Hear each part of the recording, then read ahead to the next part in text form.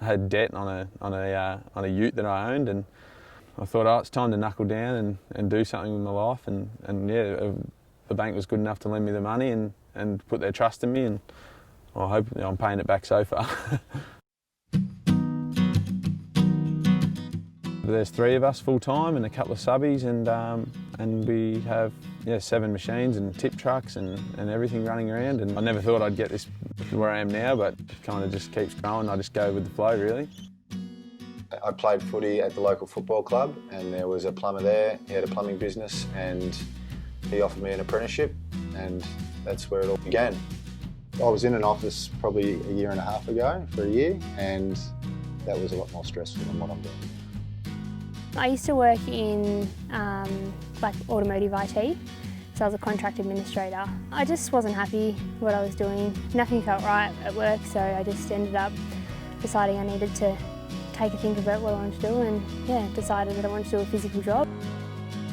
Every day's different, different jobs, different locations, and it's rewarding seeing the end, the finished product of a big beautiful house or something like that at the end, and knowing that you've contributed to it. There's a lot of variety as far as what you do. Like, there's days where I weld, and there's days where I concrete, and then there's days where I just, I put a paling fence up. The freedom, if there's things that I need to do, whether it's pick up the kids from school or go for a game of golf.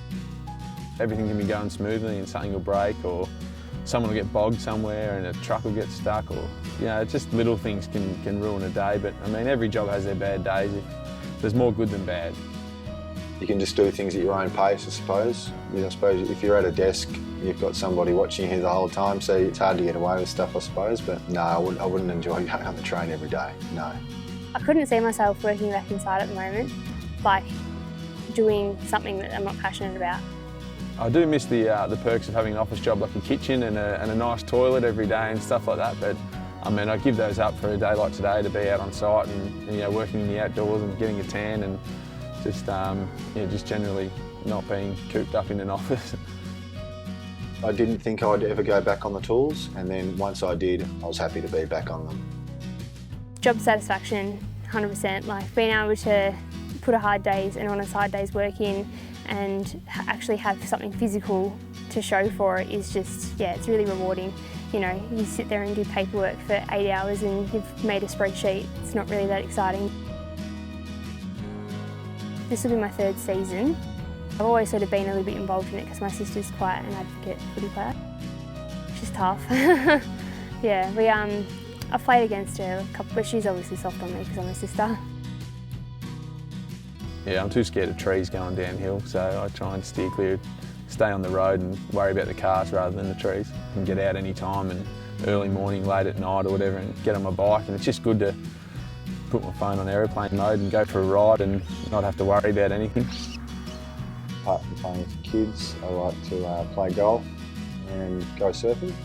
Walking around on job sites with stuff laying everywhere and dirt and rocks and carrying large things, you want something that gives you a bit of confidence, that you're not going to roll your ankle or something like that. So definitely something that you can do up nice and tight and it's going to support your ankle and foot is a most definite in a work boot. 10-12 hours on the feet, it is critical to have comfortable boots.